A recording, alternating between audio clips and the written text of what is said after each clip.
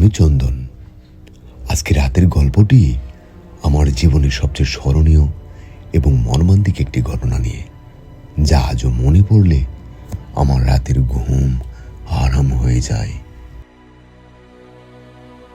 একদিন রাত্রে আমি বাড়িতেই ছিলাম। রাত ঠিক 11টার দিকে একটা ফোন আসলো।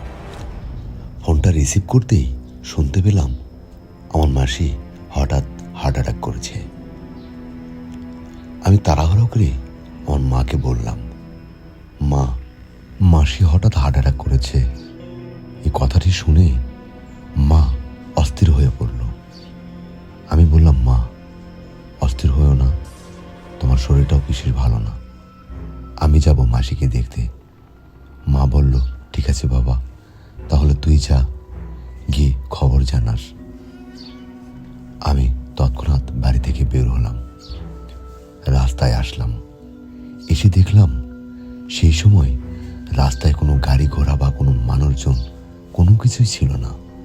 একদম শুনশান পরিবেশ রাস্তা। কিছুক্ষণ অপেক্ষা করলাম।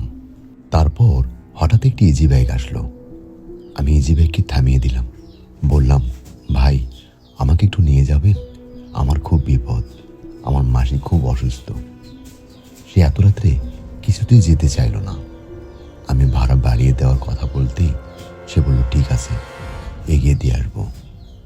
তারপর আমি ইজি বাইকে উঠলাম। উঠে মাসির বাড়ির দিকে রওনা হলাম।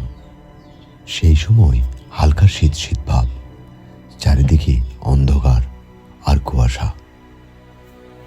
আমার অনেক ভয় ভয় পাচ্ছিল, কারণ আমাদের বাড়ি থেকে মাসির বাড়ি প্রায় 10 কিলোমিটার দূরে হবে। আর আমি সেই সময় ছিলাম একা। কিন্তু কি করব, আমাকে যেতেই হবে। আমার মাসি অসুস্থ। মাসি আমাকে অনেক আদর করত, নিজের সন্তানের মতো দেখত। আমার জীবনের বেশ কিছু সময় আমার মাসির বাড়িতেই কাটিয়েছি। তাই আর থাকতে পারলাম না।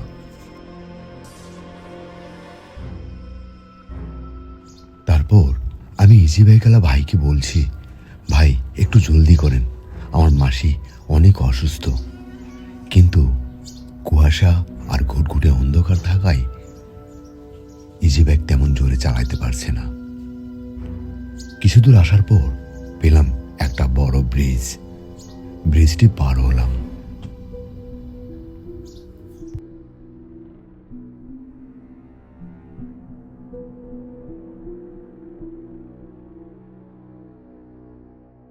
আমি যে রাস্তা দিয়ে যাচ্ছি, এই রাস্তাটিও তেমন সুবিধার নয়, কারণ এই রাস্তায় রাত গভীর হইলে অনেক সময় ডাকাতদের হামলা হয়।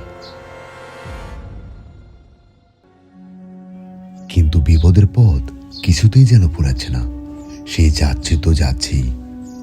রাস্তার দুপাশে বড় বড় গাছ, চারিদিকে শুনশান পরিবেশ, শিয়ালের চেঁচামেচি একটা ভয়ঙ্কর রূপ যেন ধারণ করেছে এত রাত্রে। কিছু দূর আসার পর আরো একটি ব্রিজ পেলাম। আর অল্প কিছু সময়, তাহলেই আমার মাসির বাড়ি পাবো। কিন্তু ইজি বাইক যেখানে নামিয়ে দিবে, সেখান থেকে আমাকে প্রায় 1 কিলোমিটারের মতো পথ হেঁটে যেতে হবে। সে আর যাবে না।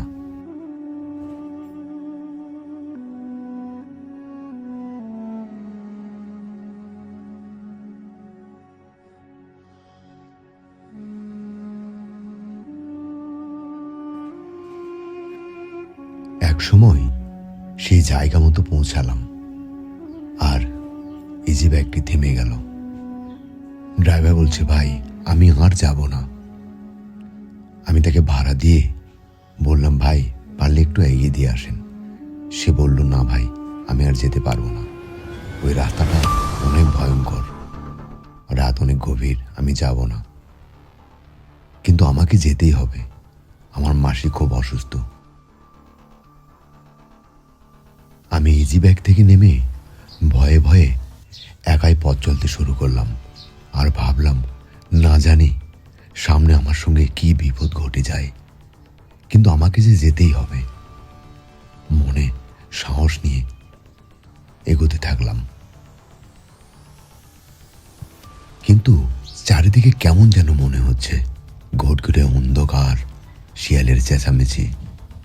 দূরে একটা ঘর দেখতে পাচ্ছি, আর একটা বাতি দেখতে পাচ্ছি। মনে কিছুটা সাহস ফিরে এলো। তারপর সেই জায়গাতে পৌঁছানোর পরে দেখলাম পুরাতন একটি বট গাছ। ওরে বাপরে বাবারে, এই যেন ভয়ঙ্কর একটি বট গাছ। কিন্তু এটা কি বট গাছের গোড়া থেকে বের হচ্ছে? ওরে বাপরে বাবারে, কে এটা? সাদা কাপড়ের কাপড় পরানো একটি, এটা কি আত্মা? এটা কি জিন?